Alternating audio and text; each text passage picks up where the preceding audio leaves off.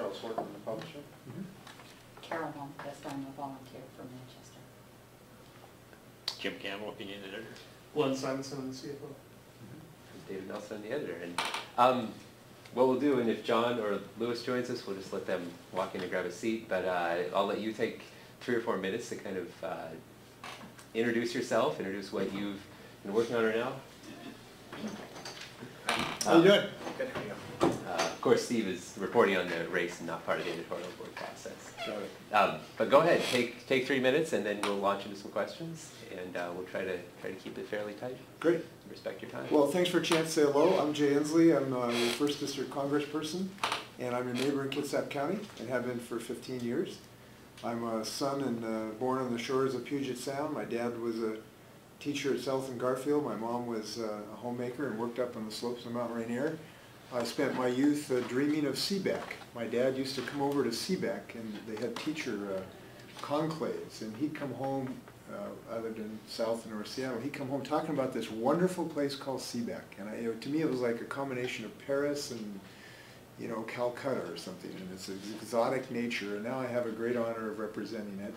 And it is a great honor because we have a great community, and I have been flying home every Friday to get to know my neighbors and work with them and take their ideas and try to make them national policy.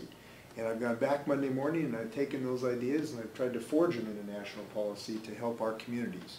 Maybe I can talk just briefly some of the things I've been working on. We have a community rich in service personnel families, and I have been working with them to try to improve their lot while people are doing their heroic duty. Had some success in that. Just one example of the kind of things I do is that I met these people who had problems with disabled people in their care. These are Navy families with disabled people in their families. And they were having a heck of a time, and I worked with them to get a program started where basically the Navy provides respite care for these Navy families now so that they can keep their wits about them raising disabled kids. It's a small thing. It isn't in headlines of any of the major newspapers, but it is the kind of thing that gives me particular joy to be able to help my neighbors, as we have with veterans benefits, where we have had a 60% increase in the VA budget recently and a significant increase in mental health care benefits and scholarship programs to get veterans into college programs. It's the kind of thing that comes when you come home every weekend and you mix with the people you represent and you hear about the real challenges in their lives. And I've stayed very, very close to the people I represent. I like to say when I go back to DC Monday mornings, I've got Kitsap beach sand in my shoes, and I've got my neighbors in my heart, and I give them every fiber of my being to help them in their lives. That's one thing I'd like to mention. Second, I'd like to mention that I think I've shown some judgment in the last several years in some very difficult decisions, and it's very easy to be Monday morning quarterbacks, and challengers frequently are, and I've been hurled every insult you can imagine in this race, and that's the nature of politics, I suppose. But I think I've been able to show some judgment that has shown to be accurate on our behalf. I'll mention fiscal issues. We had an $11 billion federal debt when the new administration came in, that we inherited essentially when my party went in the majority position. $11 billion, and that took place because of some very reckless fiscal decisions by the previous administration, all of which I voted against. And I want to make that point because there are those who argue that somehow we have been fiscally irresponsible. I want to note that the deficit we inherited of $11 trillion, the debt, came from several sources. It came from the tax cuts under the previous administration, most of which went to very, very wealthy people with incomes over $400,000, which I voted against. It came from the Iraq War, which is now $1 trillion national expenditure, not one single dollar of which was paid for, not one single dollar. It came from the Afghanistan War, which I have now parted company with my president on his position on the Afghanistan War. And I want to note that too, because I'm quite willing to stand up to any president, Democrat or Republican, when I think that they are wrong. It came from a drug bill that was not paid for. So we inherited this giant deficit, which now I hope that we can find a bipartisan solution to. We've done some things I think necessary to keep the Great Depression from hitting us, and I think we've dodged the bullet. I think on the Great Depression, the second Great Depression. And we did something necessary to prevent that from happening. But now is the moment to start working in a bipartisan fashion to try to right the ship fiscally. And I'm co-sponsor of a bipartisan bill that would establish a bipartisan deficit reduction program that would force the House and the Senate, both Republicans and Democrats, to vote on a deficit reduction provision. I'm a co-sponsor of that bill. I note that I've voted recently to try to head down the path of fiscal sustainability when I, in opposition to my opponent, I think my opponent is dead wrong when he wants to increase the deficit another $700 billion now that he has said he wants to increase the federal deficit. And I think he is wrong when he wants to extend the Bush tax cuts for those who earn over $400,000. That is unfair to our kids, it's unfair to working families. I think that we need to have a working family program that regulates Wall Street, which I have voted to do, because we ought to be standing up for small investors and working families rather than Wall Street. And it is inconceivable to me that the fellow who wants to replace me wants to repeal the Wall Street protections we've had to try to prevent the venal greed that happened there in that circumstance.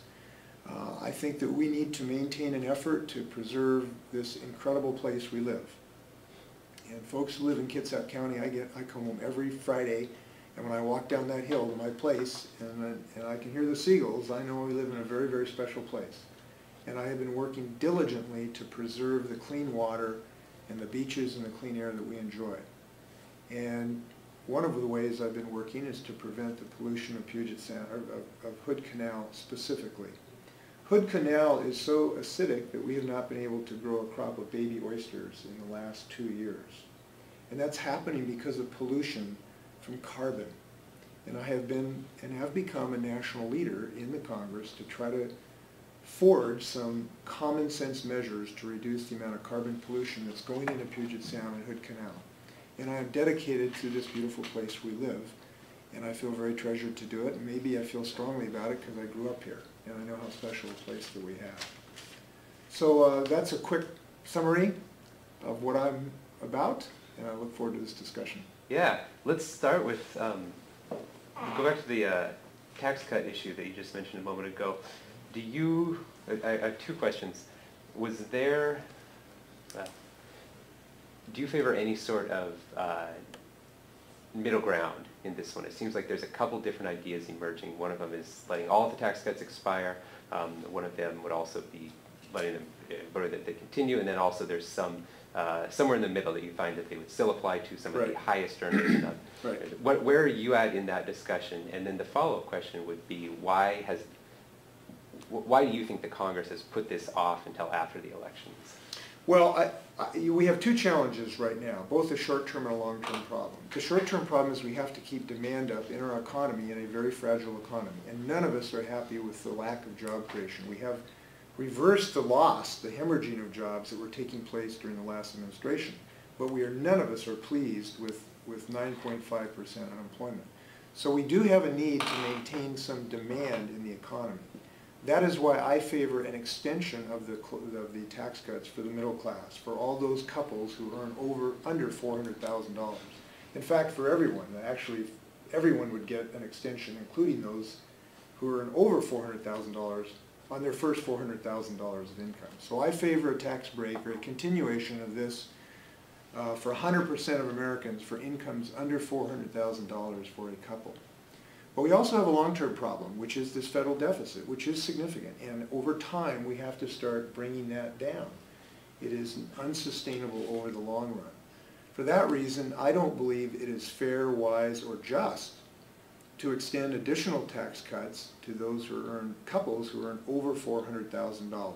It's unfair to our kids, it's not necessary for our economy, and frankly, having that group of people go back to the rate they paid during the Clinton administration, those were not disastrous economic times. So what I would favor is all incomes below 400, we continue those tax breaks.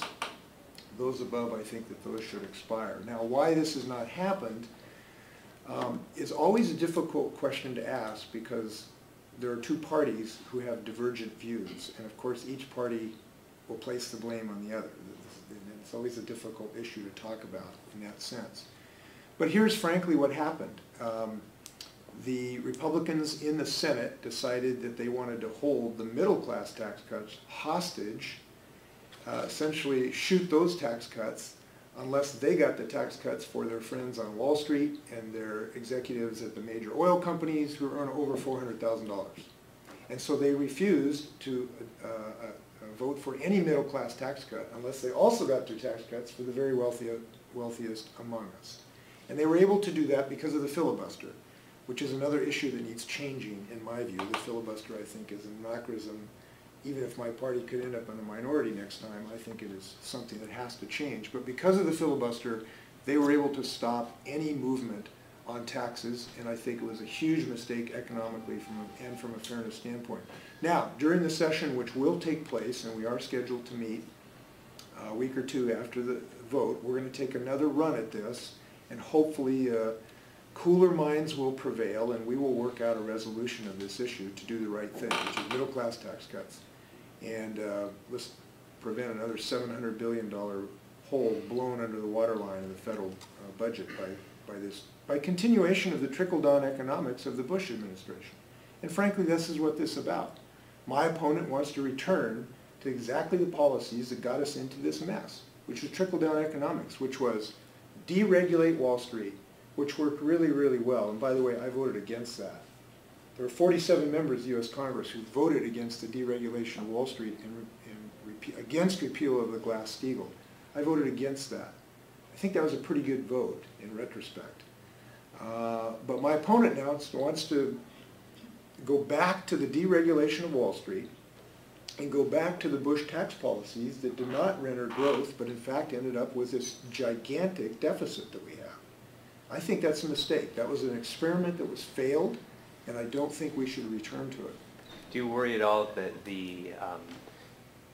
without having that settled as far as the highest earners do, because this is a lot of heads of corporations and things like that, that's holding back them from hiring, from changing some of the unemployment numbers, and how are you going to push on that? How are you going to get the bigger corporations and firms to start hiring again?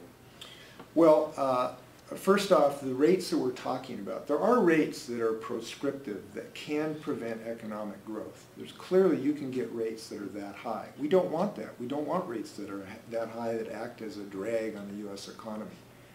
But we're talking about going back to the rates that predated George Bush's trickle-down economics that existed during the Clinton administration. And if you'll recall the economic growth that we experienced during the Clinton administration, the massive investment in venture capital and internet firms, at those rates we enjoyed very, very healthy rates of investments. So I think, and then George Bush came in and said, if we just cut these, we'll enjoy our economic boom times. We had no net job growth during the entire Bush administration. We had the largest collapse of the U.S. economy since 1929, in part because of those policies. So going back to them doesn't make a lot of sense to me. Now the second part of your question you asked, how are we going to, I missed the second part. Yeah, I guess the second part was more of a... how do we get this done actually? How do you get that done, but how do you also spur the... Is this enough? I'm sorry, yes. Is this enough to spur the economy? Is there some other measures? Yes, there are multiple measures we need to take to spur the economy right now. Number one, we need to, and I think this is a principal problem right now, is to get access to capital. Access to lending, particularly for small businesses, is a crisis right now in this country. If you go to businesses in Kitsap County and you talk to these folks, they may be in business for 5 generations. They got a paint shop or a contractor, an electric supply company, and they can't get capital. They can't get operating capital, and they can't get capital to grow their businesses. We have to address this. Now, one of the ways we've addressed this is that we just passed a bill, and the President signed it, a provision that will do 2 things. Number one, it will create a $30 billion pool of lending for small businesses through the community banks. And I voted against the bank bailout. I voted against the TARP bill, again, against the wishes of some of the leadership of my party, in some measure because it wasn't fair to small businesses and small banks. It took care of big banks on Wall Street. It didn't take care of small businesses in Kitsap County. So we are restoring some of that, or fixing some of that problem, by creating a $30 billion pool to be available to community banks, to be available for small businesses, where 75% of the growth comes in job creation in this country. 75% of job creation is in small businesses in this country. That's number one.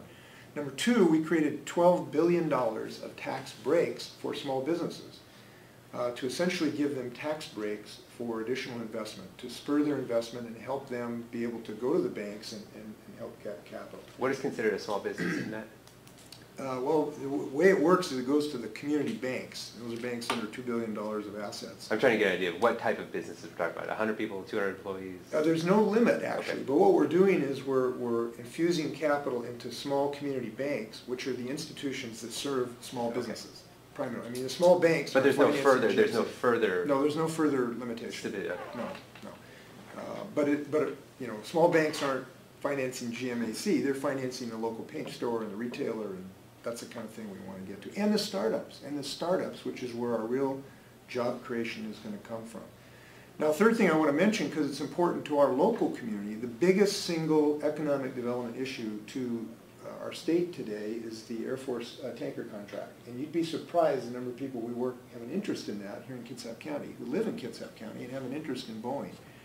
And I have been enraged for years now that Airbus was enjoying these $5 billion illegal subsidies and want to steal our jobs in this contract. Now, nobody has been able to figure out until 2 months ago how to solve that problem. And I passed an amendment on the House floor that will finally force the Air Force to take into consideration those illegal subsidies. And that was a significant achievement and a very important one, because there are thousands and thousands of jobs that depend on this contract. And it was a coup. And the reason nobody has been able to do this is they couldn't figure out how to write an amendment that simultaneously didn't allow Airbus to get benefit of these illegal subsidies and yet not violate our own trade rules. I was able to do that. Now, my opponent calls me his favorite insult of many is that I'm a, quote, professional politician. And he means that as an insult, not a compliment. He's right in one part. I do act professionally. And I do know how to get things done in Washington, D.C. He is wrong in one part, however, though, because he asserts that somehow I've become enamored of the bright lights and the wonderful restaurants in Washington, D.C. And I want to let you know how I live. I live with two other guys, one of whom is the worst housekeeper in America. I eat grilled cheese sandwiches, I do my own laundry, and I iron my own shirts.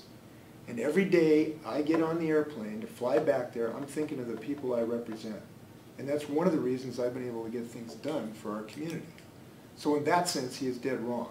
And this is one of the instances where I put my mind to it to fix this problem for Boeing families, many of them who live in Kitsap County, so that we wouldn't be taken advantage of. And I'm proud of that accomplishment, because nobody's been able to do it. And I did it because I spent 3 or 4 days arguing with the U.S. trade representatives about them wanting to, you know, take care of the people who like croissants in Paris and figuring out a way to get this job done.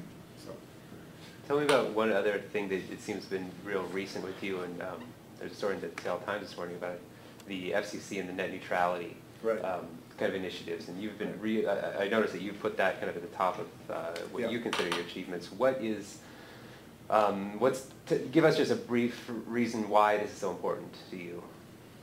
It's very important for, my district is one of the most high-tech nations in the world, literally. And we make our bread and butter, and we pay our mortgages off the high-tech economy.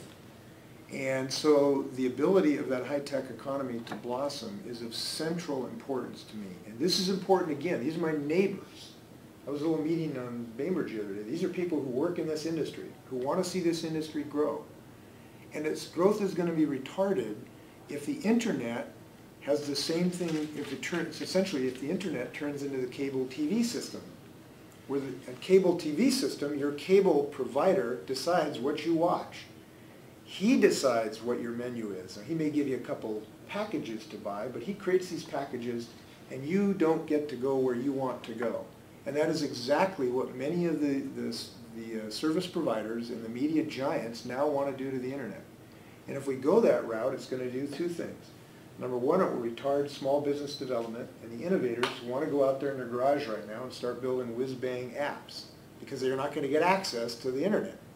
And two, it's going to be hugely unfair to consumers, where you want to go see, you know, CSI or whatever, or you know, the Kitsap Sun website, but you're not part of the consortium that one of these service providers have become involved in. They've struck a deal with one of your competitors and not you. So if the consumer in Kitsap County can't get access to you without having a slower service. And that's what this is about. And those in your business have a large stake in this, I think.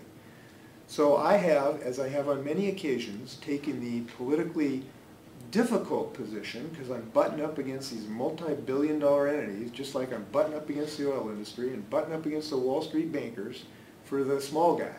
Because I believe the big guys don't need help in Washington, D.C. The small guys do. And that's what I end up doing in my work in Congress. The small guys right now, innovators and consumers, need net neutrality. Now what I have done is I've introduced a bill. We haven't been able to break a Republican filibuster as usual on this. So we're going to have to depend on the FCC to act. And I'm urging them to act. I was on a phone call with the chairman last week urging him to act, and basically I told him, look, you're the cop on the beat. We've given you the whistle. You got to blow it. And you're the only one who can move right now because the Republicans are going to filibuster any effort in the Senate. So I think it is a very, very important thing. I'll mention another thing that's I've had two successes on this year in the internet economy. Is that a bill I passed, which was the first bill the president signed from the Washington delegation, essentially saved web broadcasting. So when you can listen to radio on the web, that business was going to be essentially made economically unfeasible, and I passed a bill to save it. A second victory I've had is to get the white spaces rule in place so that we can use the white spaces are essentially the unused gaps of the spectrum. Because right now we need more spectrum so that people can do more apps, so that you create more new types of services on the internet, but you need more spectrum. So I got a rule passed essentially to allow the use of white spaces. I mention this because it's a big, big deal economically in our neck of the woods. There was also, I thought I read something about expanding the broadband opportunities around this area. Is that something, we're talking about infrastructure there, correct? Yeah, infrastructure is more helping the investment grow to allow laying the broadband, and we've had some improvements on that. There's a secret, I was at the Commerce Secretary a few weeks ago when we announced the building of these backbones, these nodes, where we're using some stimulus money to build the backbone to these nodes. So you'll build a node out to a library or a hospital or a school, and then private entities, small businesses, can connect to that node. It's been really, really successful.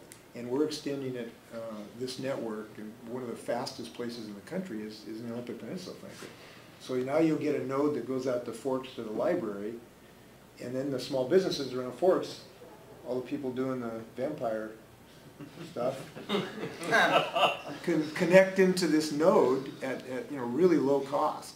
This has been a really, really successful program, and nobody knows about it. And this is something that's being paid for through the stimulus that's already approved. And does that kind of cover what the needs are, or is there some threat down the... It's a good step, and we've got to look for other ways to finance this.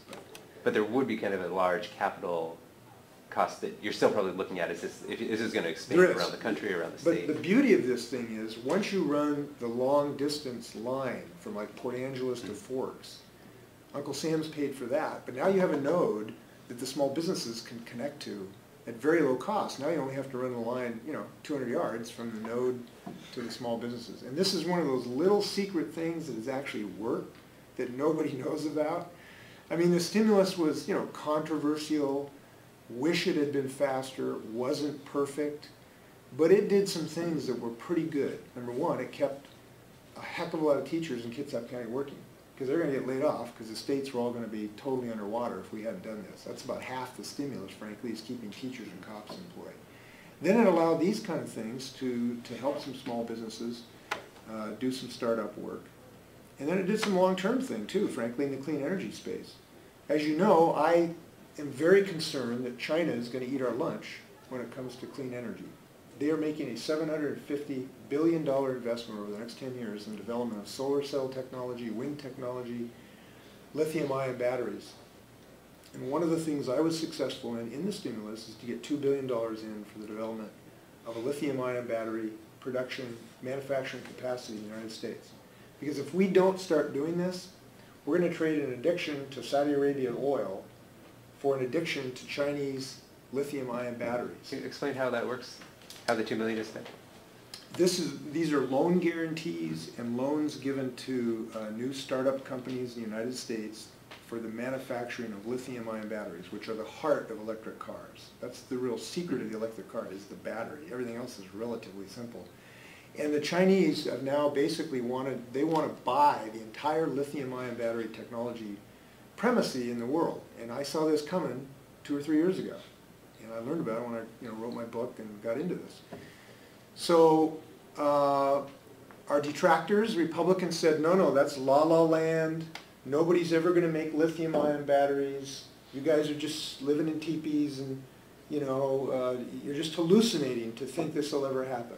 Well, this month, the first lithium-ion battery manufacturing plant in the United States is opening in Holland, Michigan, using laid-off U.S. auto workers to make lithium-ion batteries to sell to China and to sell around the world. Now that's a really good vision for our country, and we've done it here. We got a company in Kitsap, Big Belly Solar Company, that's doing the same thing. They've got contracts right here in Kitsap. We have the energy audit that we're now doing. We got people working in Kitsap doing energy audits. We have a $2 million grant for Kitsap County. So we can get an audit on our homes, and we can hire people to come out and retrofit our homes to make them more energy efficient. This is a really good thing for us, and so I guess I'm saying we have done some good things. There's all these, there's a number of things, and I mean, your record speaks to that already with the environmental concerns and some of the things with Apollo in the book. One of the critics would say the cap and trade legislation that you've also kind of spoken on in the past, that's something that's going to hurt more, hurt the economy at the possible gain to the environment. You mentioned Hood Canal and the carbon issue before, but Yeah. how do you answer that question on what a possible carbon tax would do? Do you think that would be something that's harmful to the country's economy? Not if it is properly designed and administered. I guess how would we do that? Yeah, okay. 2 things I want to say about this. First off, we have a challenge like literally humans have never faced before. This is something unique in human history, to have something that the entire world has a stake in, and the entire world has to respond to somehow to solve this problem. The carbon pollution that is now coming from our oil rigs and our coal plants is so dangerous now. As I've mentioned, it is already acidic enough in Hood Canal that you can't grow baby oysters. We have, this summer, peat bogs in Moscow were on fire. Peat bogs. These are swamps that dried out because it was so hot and they were on fire. Never happened before, ever, ever. 20 million people in Pakistan are dispossessed. The largest dispossession of people in world history is in Pakistan this summer because of these unprecedented rains that we're having. We have 18% increased flow from our rivers now because of increasing precipitation. The melt in the Arctic is twice as fast as people predicted 5 years ago. Flowers in the Olympic National Park will be extinct on my grandchild's lifetime if we don't act.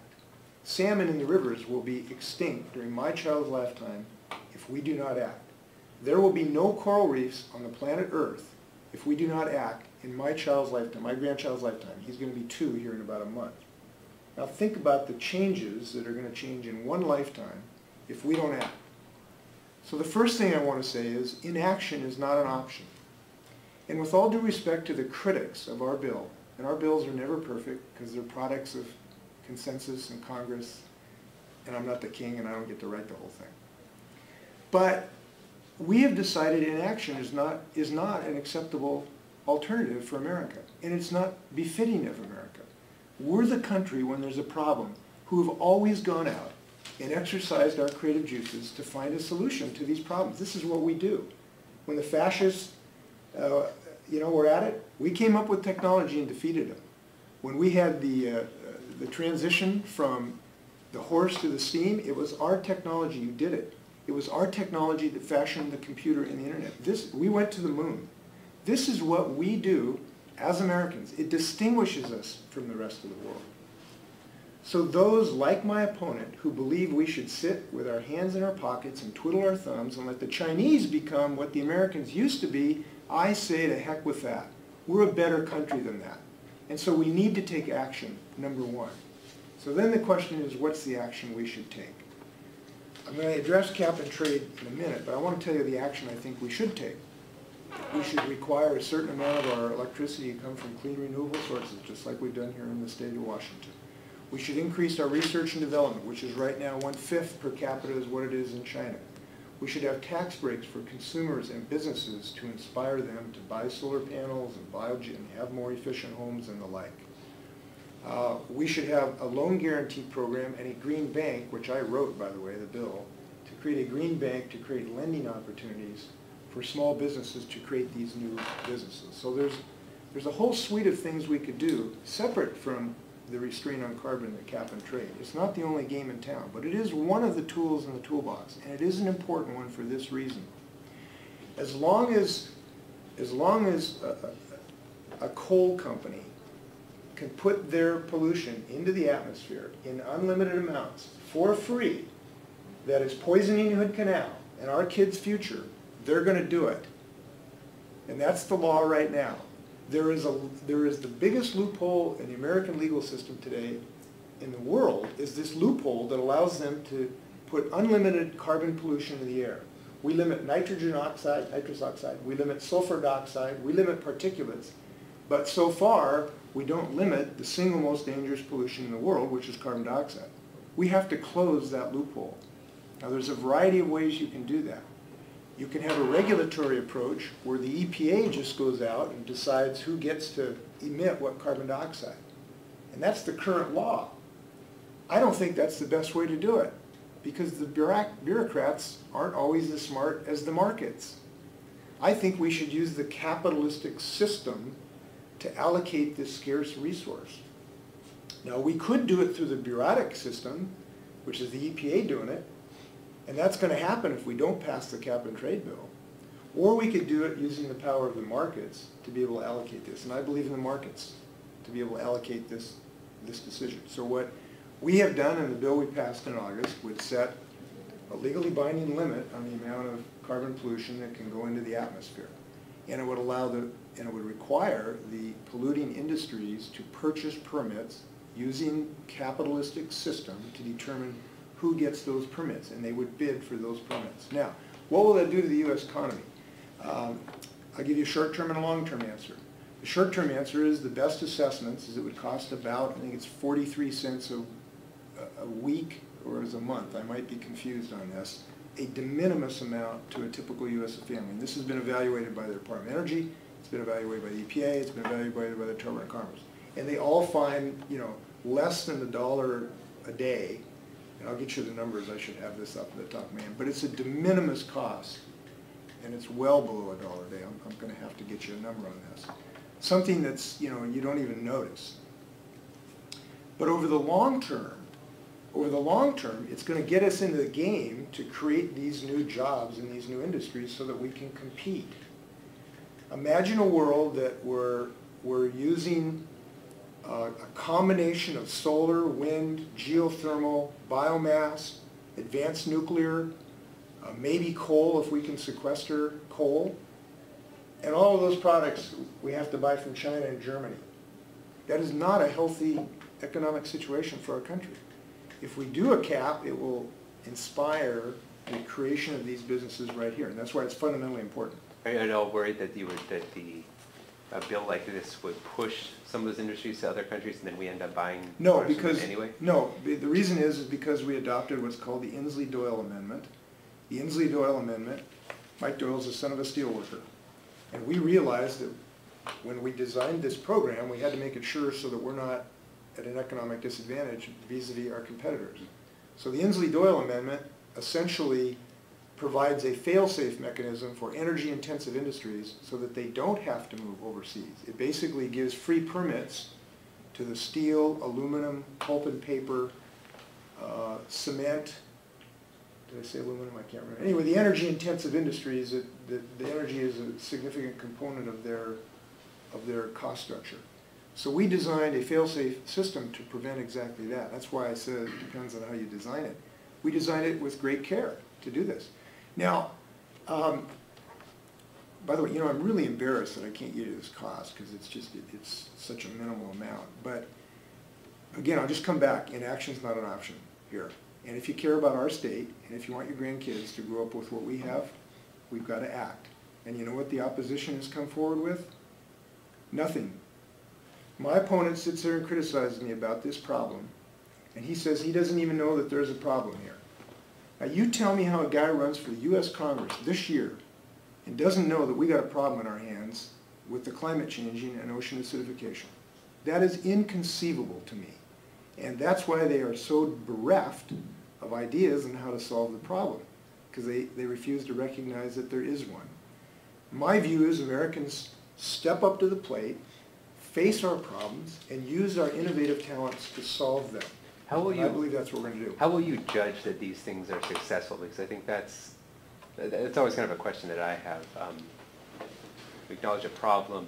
How are we going to evaluate, yes, we've done well, when we've done well, whether it's new businesses, because there's all these ideas out there, and judging how many work. Do you have, is that sort of something that's in place right now, or kind of a part of these ideas? Well, where possible, we've tried to create a system where the market will decide whether they are successful or not. We don't want a situation where Uncle Sam decides, we're just going to do this technology and that's it. The market decides the real successes and failures. And we want the market to make, and consumers to make those decisions, not some bureaucracy. That's why in the cap bill, we set up a cap, and then the market decides what works and what does not work. And these technologies all have to compete with one another. Solar thermal, which we just announced the first permit in 20 years down in California, has to compete with solar photovoltaic. And by the way, my opponent, who says this is la-la land, that's a quote, this is la-la land, he says. Today, Senator Cantwell is in Moses Lake, Washington, cutting the ribbon for the largest expansion of photovoltaic manufacturing plant in American history in Moses Lake, Washington, the REC plant. And they're going to put to work hundreds of people over at Moses Lake. This is real stuff. And so anyway, solar photovoltaic is going to compete with solar thermal. Lithium-ion batteries are going to compete with biofuels. We got a guy who lives in Kitsap County who has a company called Sapphire Energy. They're making fuel out of algae. It's called Sapphire Energy. Now it's located in San Diego, but he's here. We just flew the first F-18 on algae-based biofuels in world history. The first plane ever to break the sonic barrier, the sound barrier, using algae-based biofuels. And the Secretary of the Navy, who was here a few months ago, and great guy, I was at the White House, and he came on Earth Day, and he came up and just shaking me. He was just so excited. He said, we did it, we did it. And I said, great, what did we do? He said, we broke the sound barrier based on algae-based biofuels. Boeing is a huge investor in this new technology, and we have a great capacity in our state to grow these products using camelina and a variety of other grasses, and some in Snohomish County, some in Western Washington, maybe most in Eastern Washington. So I guess the point I want to make is this is an economic growth strategy for us, not just one for our grandkids. The market will decide how to judge these in the short term. Our grandchildren will judge us in the long term. And heaven help the grandfathers, and I became one almost 2 years ago, who their grandkids are sitting around with no salmon, no oysters, no snow to ski on, and wildfires burning up our national forests, who think of their grandkids running for election in November 2010 and think that dumb didn't do anything to solve this problem. Okay. We're getting close, but I wanted to offer, who did you have a question you'd like to ask? I have just a Go ahead, little Karen. one, and it's a little different. I'm trying to listen to what you're saying, and as I listen to you, you have a lot of good ideas, and everything that you, and I'm going to use the word Democrat, have been doing has been great. If everything you're doing is so wonderful, why is there so much anger among the voters at the ruling party right now? what do you even see that there is a lot of voter discontent? And could it possibly be policy related or spending related? You have a lot of good ideas for spending, and you even use the word, and Uncle Sam's paying for it, and I'm thinking, okay, and who's paying Uncle Sam? I think, first off, I am acutely aware of the anxiety that people feel and the anger and the worry. Every single family that I represent now has at least one relative who's been unemployed unhappily for some period of time. And every single family that I represent, including my own, is concerned about this. My son started a contracting business the day Wall Street fell apart in Kitsap County. I'm acutely aware of what it means to have an economic malaise like this. So you bet I'm aware of the anger and anxiety that we all rightfully share. The interesting question to me is, and maybe I'll ask your thoughts about this, people have expressed a concern about spending and the deficit, which is a legitimate concern, and I think I've shared with you that I think the deficit over the long term is a very legitimate concern for us. The interesting thing to me is why these people were not concerned when the previous administration took a balanced budget and turned it into the largest deficit in American history and just left us $11 trillion of debt. And those same people who are angry now were not angry then, and were not expressing that anxiety then. Why weren't those people, including my opponent, expressing concern that the president started a war in Iraq and never paid for a dime of it and created $1 trillion of debt? Why didn't he express that concern now? Where was he then? In fact, where is he today, by the way? He's been criticizing me for not debating him, and now he skipped 2 debates, including the first one that was on radio the other day, which was a little annoying to me. But in any event, where was he when the president created $1 trillion of debt with his, I believe, misguided tax cut? Why was he not criticizing it then?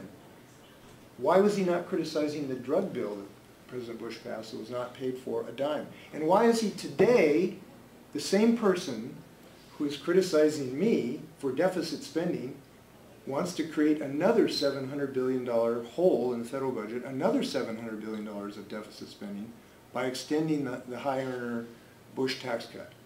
Now, why is that? Well, I I'll suggest. I can't speak well, for him. I'll speak for him. There are 2 reasons. 1 understandable, 2 one unacceptable. The unacceptable one is just blatant hypocrisy. Blatant, naked hypocrisy. And I'm running up against that of the fellow who's running up against me today, frankly, and many of the people in his party across the country. And I don't know what else to call it. And if God would strike somebody who's a hypocrite down with lightning, I don't want to be within 100 feet of my opponent. That's the non-acceptable reason. The human reason, which is the one that many of my constituents share, is that anytime you have the largest economic collapse since the Second Great Depression that is not resolved within 2 months, people are going to be understandably unhappy. Understandably. And they're at times going to make some decisions that may not always be right. There's been a lot of good coaches who've been fired when the team wasn't winning. And those coaches have gone on and won the Rose Bowl later on with different teams. And that happens. And that's what's happening to some degree in this regard. In my particular case, since I have, I think, made some judgments that were correct on many, many occasions about fiscal matters, I think it would be sort of not wise to take me out of the game right now. I've been right on Iraq. I've been right on the bailout, which I voted against. I've been right on the Bush tax cuts, which created a huge deficit. I've been right on the drug program that he didn't pay for. I've been right on the tax cuts now to try to reduce the federal deficit. So I understand that anger and that anxiety 100% amongst my constituents. But because of my commitment to do some long-term things for my grandkids, I think I've made some good decisions in this regard. Not perfect, because I don't claim to be omnipotent. But I think I've had my heart in the right place, which is caring about my grandkid. I don't want to go home and tell my grandkid that we've created a deficit that puts them in the hole forever, nor that I've left them an environment And those are two long-term problems that we have to deal with. Now, there's a short-term problem. Let me address this. I have voted for some spending this year. I voted for the stimulus bill. It was $700 billion. Big slug of money. Arguments whether it was too big or too little. I thought at the time, and I think now, it was the right vote. And I'll tell you why. We were looking at going off a cliff at that point early in 2009. We were losing 600,000 jobs a month. 600,000 jobs a month. Banks were on the cusp of not opening, right and left. And importantly, what they were telling us that our schools were going to have to lay off thousands of teachers if we didn't do something, because the state revenues had gone over a cliff, and they were going to have to fire literally hundreds of thousands of teachers. And police officers were going to have to be laid off by the thousands around the country. I thought it was imperative to prevent economic collapse. And frankly, when the house is on fire, I thought it was a good time to grab a bucket and throw some water on the fire. And that's what we did. And some of that money worked really well, some of it worked fairly well, some of it didn't. But I thought it was the right decision at the time in an emergency. Now's the time to find a bipartisan solution to that federal deficit. And if I can, just let me leave you with one other fact on this subject. About a year ago, a proposal was made to form this bipartisan commission. Did I mention this already? I can't remember. Anyway, I support a bill that will create a bipartisan commission that will create a plan for long-term deficit reduction, and on a bipartisan basis, and ask that commission then to report back to Congress, and both the House and the Senate would be forced to vote on that plan, yes or no, without amendment. It would be a way to force Congress to do some very difficult yet responsible things. And as you know, anything that reduces the deficit is difficult. And anything you do to reduce the deficit, you will be criticized by people who do not hold office. Because anything you do by cutting spending or raising taxes will both be unpopular. It's one of the reasons we have the deficit we do. So my envision is that we'd have this report come back by Republicans and Democrats, and we would have to vote on it. Now, when that bill went to the Senate, let me tell you why we haven't been able to solve this problem yet on a bipartisan basis. When that bill went over to the Senate, there were 7 Republican senators who co-sponsored the bill. And I was hopeful we were going to have a bipartisan approach to this, because it needs to be bipartisan. When the bill went to the floor of the House, all 7 Republican senators voted against a bill they had co-sponsored. They co-sponsored this bill, and then they all voted against it. Now, why is that? The reason is that essentially Grover Norquist, who's the fellow who runs the anti-tax crusade in Washington, D.C., accomplished person who's always against every tax and every restriction, called them up and said, guys, if we address this deficit, that means we may have to raise taxes on somebody. Are you nuts? And they all voted against it.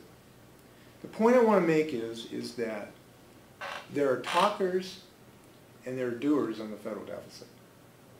And I have shown, in the right circumstances, to be a doer on the federal deficit. On my vote on the Bush tax cuts, on a vote on Iraq, on a vote on a whole host of these things that are unpopular.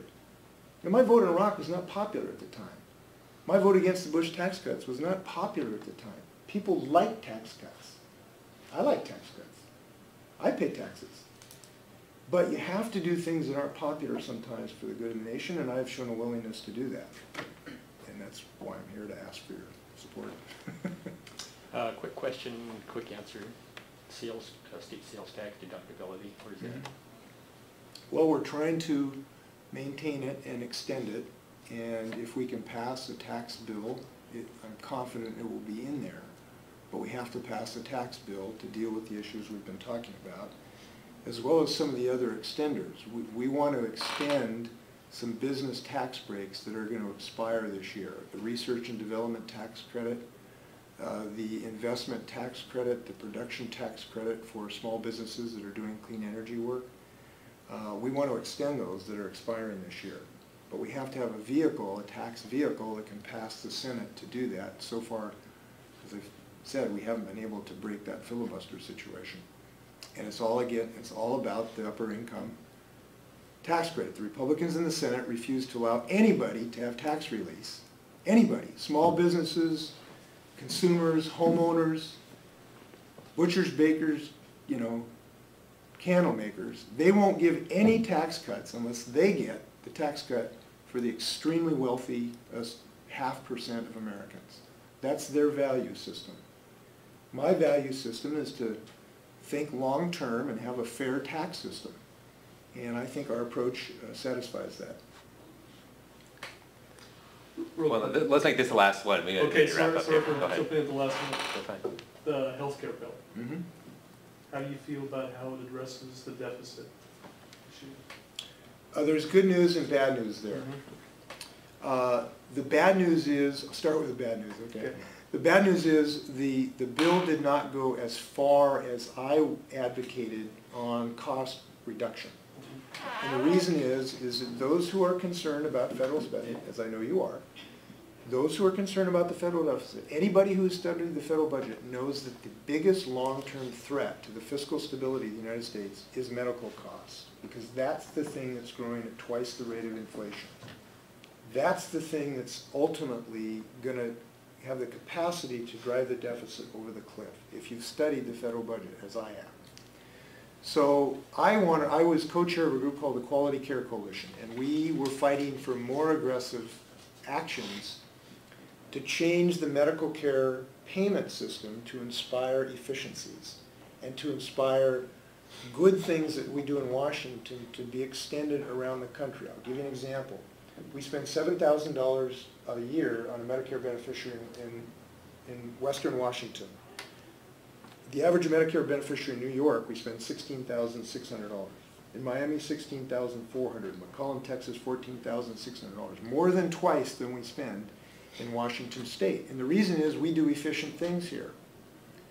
So we wanted to have statutorily codified measures to change the reimbursement system to force people to do now what we're doing here.